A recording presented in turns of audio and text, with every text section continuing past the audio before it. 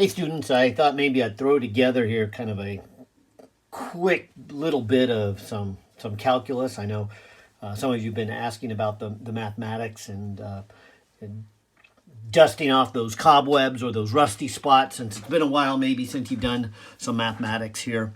But it's definitely a synopsis and very brief of calculus. So let me begin with kind of a derivative. Probably in your calculus class, you said something like dy dx. Because you were talking about how a function changes with x. Now, for us getting started here, we are usually talking about how the position of something changes with time. So let me first connect the calculus that you might have learned in your calculus class, which is often a dy dx, because for the y you just meant some variable and x you just meant some variable. But in our class, we specifically then have terms for what variable. And so how something position changes with time is probably how we're going to write the derivative.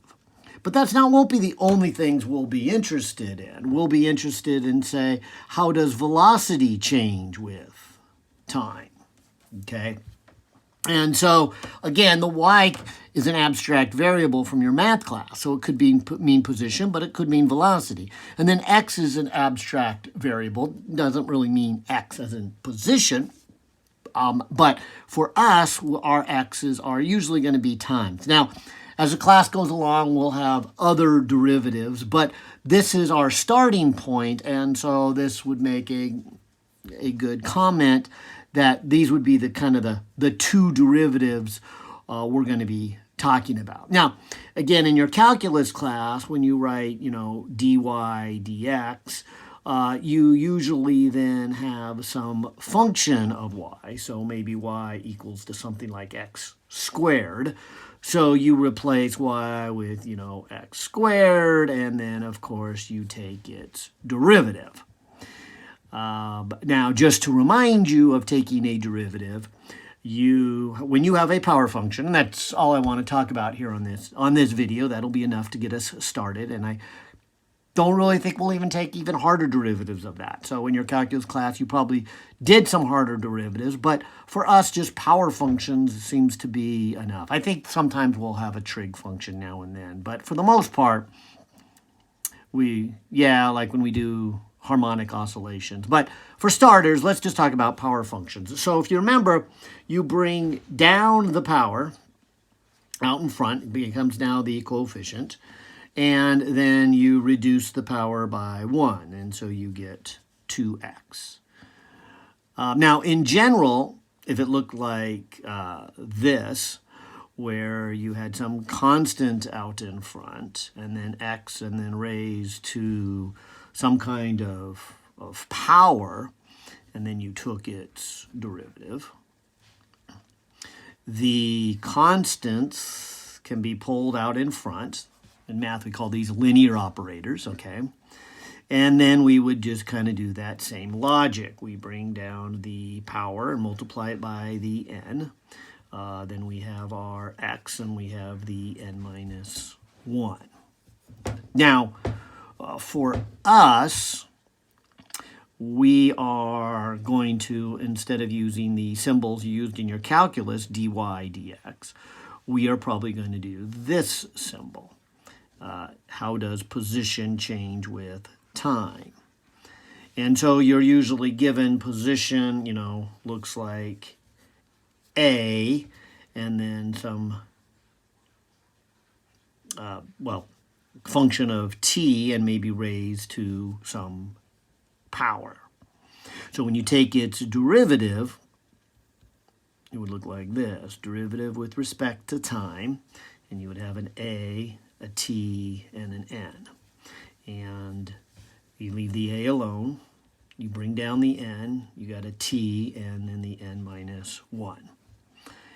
And I've heard students over and over call this the ant formula. Okay, so if that helps remind you of the formula, so be it. But again, you're bringing it down. So Again, just wanted to begin this little brief synopsis by saying one of the things we'll be doing with calculus is taking derivatives, and the easiest thing to talk about is derivative of power functions. And I'll say it again, when you do these power functions, you just bring down the exponent. The coefficient out in front gets multiplied by the exponent you bring down, and then you reduce the power by 1. And so that's kind of the general idea of taking a derivative. Now, that being said, I hope you can see the connection between how we'll probably write our derivative, how does position change with time, and what you did in your calculus, which is really just saying some variable changes with some other variable. Okay. Now, we can have other derivatives like dv dt, and then again, maybe we are told velocity changes with time with some kind of parameter. Again, just to make it kind of look the same, it has some constant, and it has then time, and raised to a power of n. So again, when you take the derivative of that, this looks just like that one. This is the ants formula. Okay? So that's kind of the first thing I wanted to do, was just say, okay, one of the operations you learned in your calculus class was the derivative. Okay? Now, the reverse of that is called an integral, or sometimes called an anti-derivative, because it undoes it. So it's exactly the reverse. And you probably learned it looking like this. You have an integral of y dx. Okay? And of course, I'll say it again. In your calculus class, you just meant that y was some function of x. And these are then your independent variable x. And then y is a dependent of x. Sometimes you might even write that as y as a function of x dx.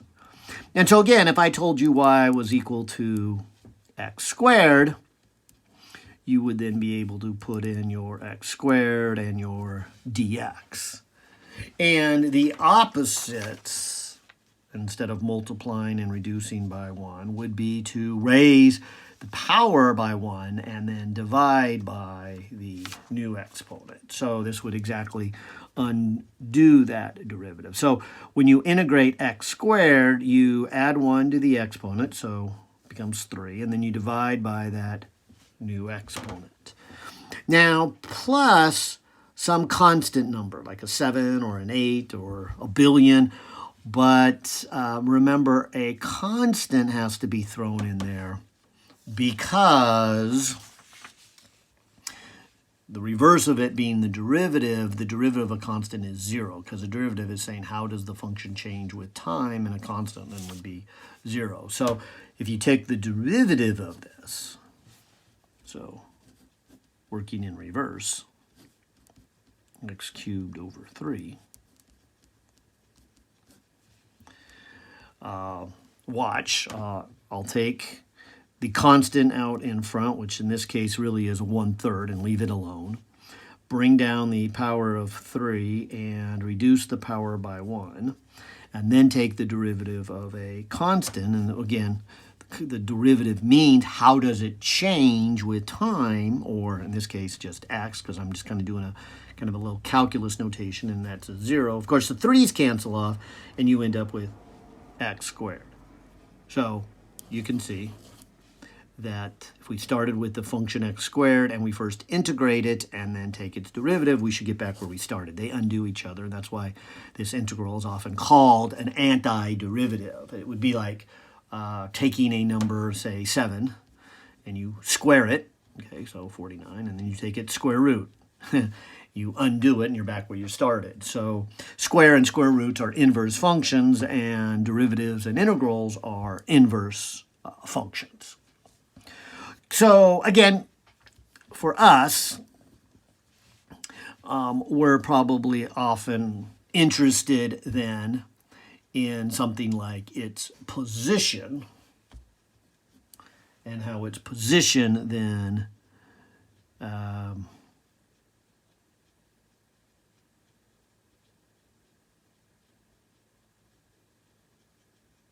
well, I'll just say maybe how its position adds up.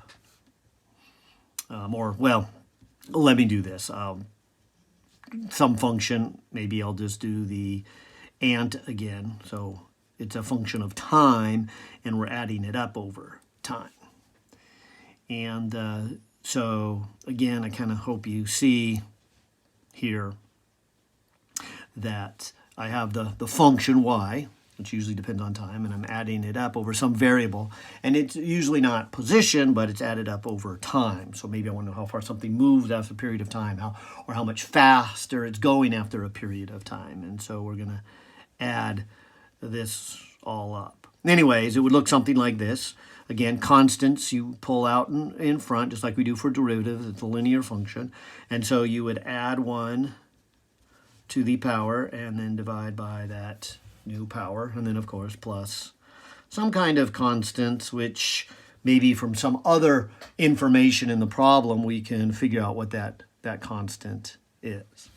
But like I said, the best thing I wanted to do was just to say, all right, this is our calculus. These are our two fundamental operations. And the easiest functions, the ones we'll deal with first here, are our power, our functions.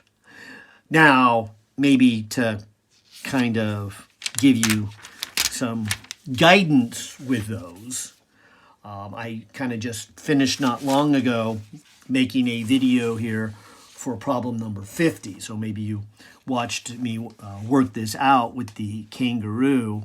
And I said something like this. I said that these are our 5 equations that only work for constant acceleration. And on the video lecture, I worked these out using calculus. So hopefully that was helpful. So let me not do that now here in this video, but I will say then that, maybe I'll take this one right here, number 2, which has position in it. So I'll just write out position equals, and I'll move the initial position to the other side for a moment. And kind of show you that if I then took the derivative with respect to time, which is saying how does the position change with time, which we call velocity, it would look like this. And I would then taking the derivative of this function that has a bunch of powers in it. And so the first one would say take the derivative of a constant, so that's 0. The next one would be a constant out in front, and then the derivative of t raised to a power of 1. So that means bring it down and reduce the power by 1. And then again, the constants out in front, because remember, this was a condition of this equation that its acceleration is equal to a constant. So a is a constant. And you can now see why that this would only work if a is a constant, because I'm treating it right here as a constant. But then I'd bring down the power and reduce it by 1. And then when I simplify this, t to the 0 is a 1. 1 times 1 is a 1, and so that's just a v naught. And then the 1/2 and the 2 would cancel off, and I'd get at. And so this would be my equation for velocity, which is the same as the one we, of course, derived. Of course, now when we derived it, we went from here and we integrated to here. But now I'm showing you the reverse. Taking the derivative of this leads to this. But I'll also point out that if a wasn't a constant, then I would be taking a derivative of something times something that changes. It's called the product rule. And let me not review that here in this video, but it would be something more complicated here, and I wouldn't get this. And so this is my way of double reminding you here that these equations only work for constant acceleration. And so most of our problems are constant acceleration, but when they're not, we have to go to our calculus. And so that's our harder problems. And again, that's why I'm kind of reviewing this calculus. So again, that was the big thing I wanted to say here. What is a derivative? What is an integral? And how do I do them? How do I actually do a derivative or do an integral of the simplest ones, which is just raised to a power. So I think I got that accomplished, but I maybe, as long as I'm making the video, I'll take this one more step further and just say, well, what do they really mean? Why would I do that? You know, for example, if, you know, I was asking you a physics question, and that's what kind of makes physics hard, is there's not just one set of a recipe for you to do. It says, okay, what we're going to do, you know, and somebody says, we're going to take a piece of lumber and a second piece of lumber and then a third piece of lumber, and we're going to stack them together. And we know that the first piece of lumber is 75 centimeters, and the second one is 21 centimeters, and the last one is 9 centimeters. And when you stack them all together, you're going to say, okay, well, how long is the stack of these three? Well, for you to do that, you add them together, and you probably don't think anything about adding them together now. But when you were first learning addition in second grade, that's what they were trying to teach you, is when you see a physical world problem, when do you decide that you need to do this mathematical property called addition? And so you would add them together. In fact, why don't I do that? That'd be 30 and 105. So it would be 105 would be the total length of these three. Okay. So you know, I think, when to add. And same thing with subtract. You would be taking things away. And then, of course, multiplication means, repetitive addition. So, you know, if somebody tells me, hey, pull into the gas station, and I'll make the numbers simple here, and it's $5 for a gallon, and I go ahead and I get, say, 7 gallons of gasoline, how much is it going to cost me? Usually you could just tell somebody, and they go, well, you just multiply. All right. But it's kind of nice to pause and say, well, okay, now why do you multiply?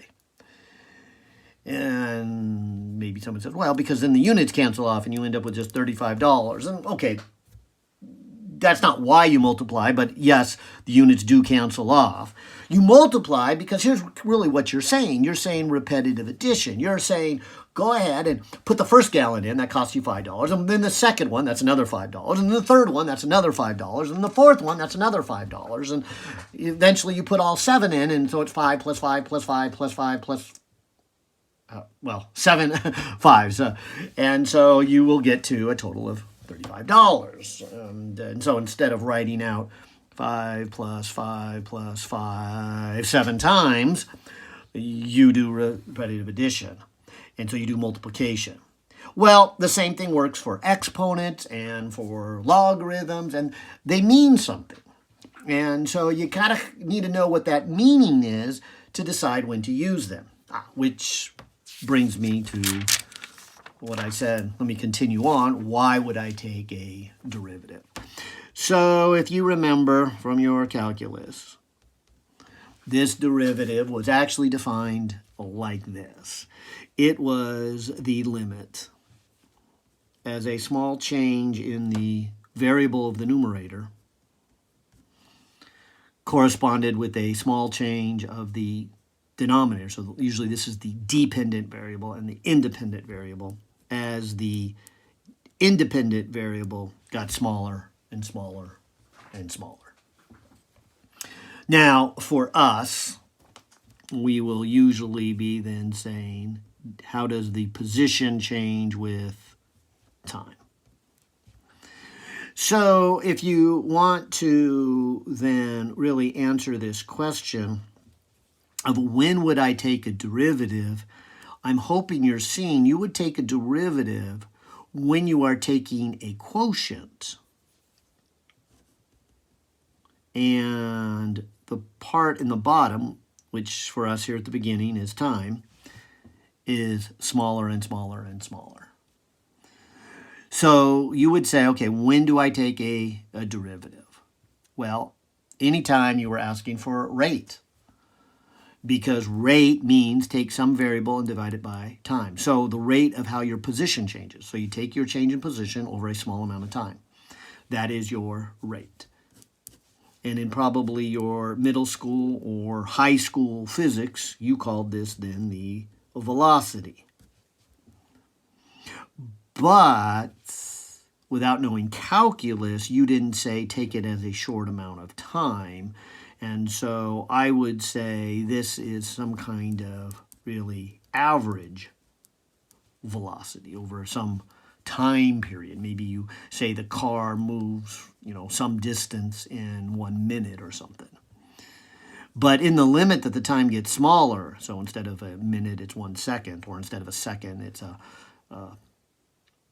half a second, or a millisecond, or a microsecond, or a femtosecond, And so as we get really, really small, you would say then this is the instantaneous velocity. And so usually we label average with a bar over it and the instantaneous with just a V. So in other words, had I not been told in class or from the book to take a derivative, I would say that, okay, I read a problem and I know to take the derivative if this happens. If I'm looking for a quotient on a very, very small piece. And so rate of changes will do that. That's why we also have this. How does the velocity change with time? And so that's really a small change in velocity with a small change in time, and in the limit that the time goes to 0. And so again, you probably called this an acceleration in your high school physics, and that's not wrong, but it's not the instantaneous. It's some kind of average effect. You got to have smaller and smaller moments in time, and technically in the limit that it goes to 0. So the derivative would be the instantaneous acceleration. So you can't do anything instantaneously until you know calculus. In fact, this is what led Newton to develop the mathematics of calculus, because he ran into this problem of, okay, I want to look at this ratio, I want to look at this quotient, and I want to look at it at a small moment in time, but to do that, I can't just put in time equals to 0, because that would be division by 0. So what do I do? And so he studied the mathematics of it and realized a whole new branch of mathematics. And then once he learned this new branch of mathematics, he could now apply it to the physical world and made these great bounds and leaps and in the world of science, because he had this whole nother new tool to work with. Anyways, so keep your eye out for that. That's kind of going to be your keyword. When do I want to take a derivative? Well, if you're taking a quotient. And the same thing about an integral. And so if you have dy dx, if you kind of remember, the idea was it was a summation of the value of y and a small x position, if you will, and in the limit that goes to 0. So in other words, what you're doing when you do an integral is you're adding up the product of two variables. And so you're adding up a little bit and a little bit and a little bit and a little bit. Which, by the way, is why Newton picked this symbol for the integration, because he wanted something that would represent a sum. And so he had the symbol S for sum. But it was adding up an infinite number of these that were infinitely small. And so he kind of imagined stretching the S out. And so I would say, when do you do an integral? I would say, well, when you are trying to add up a bunch of things. A good example right here at the beginning would be, what if I had, instead of y, I had a velocity, and instead of x, I had a small moment in time. So that's right there, v times dt, would be a small amount of distance. In fact, coming back to our equation here, if you could imagine a small amount of time, and so really you don't really change your speed much. You could say that you essentially have a constant speed during that. And so just speed multiplied by time gives you how far it would go, kind of ignoring that term. It's so small and negligible. And so this right here would be a small distance. And then, of course, you would have some new speed. So you might do this, speed 1 times a delta t. And then you have a new speed, so speed 2 times delta t. And then speed 3 times delta t. Anyways, and so you're going to add up an infinite number of these. And I say an infinite number because you're going to actually then take the limit as time goes to 0. And so this is saying here that I add these up. This is a little distance, a delta x, and this is another little distance, a delta x, and this is another little distance, a delta x. And when I add up all these delta x's, I get my total distance traveled. I get, x, or delta x, or x minus x naught, however you want to write it, but this is the total distance traveled. And so writing it in a calculus form, I would say the integral of velocity multiplied by a small moment in time would then give me my distance traveled. And in fact, you can see that when you come back to these easy formulas here and you integrate this. You can just say, if I have v naught plus at, and I integrate it with time, what do I get? Well, the first term just becomes a v naught, and though it's not written, this really has a t to the 0 power. So if I add 1 to the exponent and divide by the new exponent, I get this. Here, treating a as a constant, because remember, these equations are only valid if a is a constant. Okay. Then I have t to the 1 power. So if I add 1 to the exponent and divide by it, I get v naught t plus 1/2 at squared. And sure enough, I get this equation. And so integrating from here to here gets me that. Okay. And I guess I kind of already showed you that before in reverse, but what I wanted to get here in this last part of the little video here was to show, okay, when would I want to integrate? And so I'm trying to say, you would want to integrate when you want to add up an infinite number of pieces. And those pieces are usually a product of two things. Again, that's why in your, oh no, not a paper. That's why in your calculus class, you would do something like this. You would say, all right, we have a function y, and it changes with x. And if you come back to this little idea, the height of the function would be here, and the delta x would be a certain width of it. And so this little term right here is representing kind of this area from, this point down. And then if you add them all up, you would have this little area, and then this little area, and this little area. And so if you did a whole integral from, say, 0 to maybe 10, so 0 to 10 of y dx, you would be adding up all these little areas, and so eventually you would get the area under that whole curve. And so one way to use an integral, and probably the easiest one to understand, is to get the area under the curve. And although that's true, I just want to take a moment to emphasize the area under the curve is not the most important thing about an integral. And it's not the only thing it gives you. So I want to emphasize that the integral is a summation.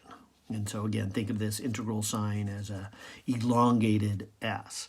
And so there's going to be a lot of times we want to add up a bunch of pieces. Like I said, the first one we'll do here is something like this. How far did the object actually go? Because we'll take velocity times time plus velocity times time plus velocity times time. And each one of those is a small distance. And you'll add up an infinite number of them. And that's why then I will do an integration. But I could do something like this. I could say, what about acceleration multiplied by a small amount of time? And of course, that's coming back to kind of our equations. And acceleration times a small amount of time would be the increase in the velocity. And so if you were to add this up, you would be, okay, what's my acceleration for a small moment of time? And then what's my acceleration again for another small moment in time? And so forth and so on. And so if I add that all up, I would get the change in velocity. In other words, each one of these is a small change in velocity. And so this would be a second reason to do an integral, where I want to know the new velocity. I have to add up an infinite number of changes, a little increase plus a little increase plus a little increase plus a little increase plus a little increase plus a little increase. And that would be a reason to do an integral. And that's a good place to get started. Now, there'll be later on where we'll do something, like this. And I guess I'm really getting into next semester. But we might have an object over here that's got a bunch of charges in it. And we want to know what the electric field is. And we'll learn how to figure out the electric field from a little piece. So then when we have a bigger piece, we would say, well, add up the effect from that one, plus add up the effect from that one, plus add up the effect of that one. And so maybe we'd even write it, add up the effect of a bunch of small fields from each one. That is, take an integral of dE and add them up. Well, now I'm getting really far ahead of us here, but when we start the next semester, that's kind of what we'll say here is, okay, apply your calculus. Use an integration. All right.